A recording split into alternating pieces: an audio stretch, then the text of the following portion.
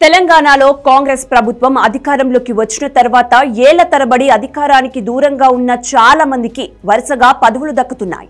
ఇప్పటికే బల్మూరి వెంకట్, మహేష్ కుమార్ గౌడ్ కు ఎమ్మెల్సీలు కట్టబెట్టిన ప్రభుత్వం ఇప్పుడు ప్రభుత్వ ప్రధాన సలహాదారుడు, ప్రణాళిక సంఘ ఉపాధ్యక్ష పదవులకు ఇద్దరు వ్యక్తులను ఖరారు చేసినట్టు తెలుస్తోంది.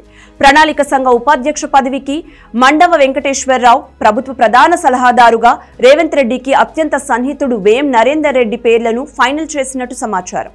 వెంకటేశ్వరరావు సంగతి పక్కన పెడితే వేం నరేందర్ రెడ్డితో రేవంత్ రెడ్డికి దాదాపు 16 ఏళ్ల నుంచి స్నేహం ఉంది.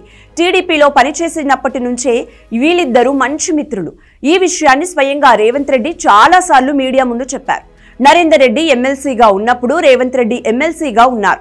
ఇద్దరు ఉభయ సభల్లో తమ మార్క్ క్రియేట్ చేశారు. వేం నరేందర్ ను 2015లో ఎమ్మెల్సీగా గెలిపించే ప్రయత్నంలోనే రేవంత్ రెడ్డి ఓటుకు నోటు కేసులో ఇరుక్కున్నారు. ఈ ఒక్క ఇన్సిడెంట్ చాలు రేవంత్ కు వేం నరేందర్ రెడ్డి ఎంత సన్నిహితుడో చెప్పడానికి. ఓటుకు నోటు కేసు తర్వాత రేవంత్ రెడ్డి ఎదుర్కొన్న ప్రతి సమస్యలో నరేందర్ రెడ్డి రేవంత్ వెన్నంటే ఉన్నారు. తర్వాత ఇద్దరు ఒకేసారి కాంగ్రెస్ లో చేరారు. అప్పటి నుంచి రేవంత్ కు సంబంధించిన అన్ని కార్యక్రమాల్లో నరేందర్ కీలకంగా ఉంటూ వస్తున్నారు.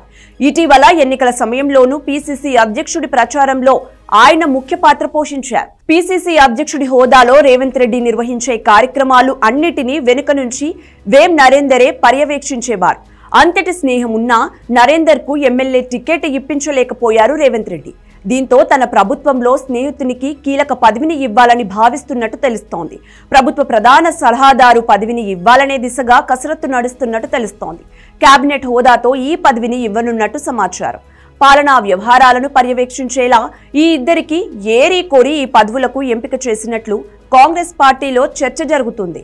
వీరి నియామకానికి సంబంధించి అధికారికంగా నిర్ణయం తీసుకోవాల్సి ఉంది.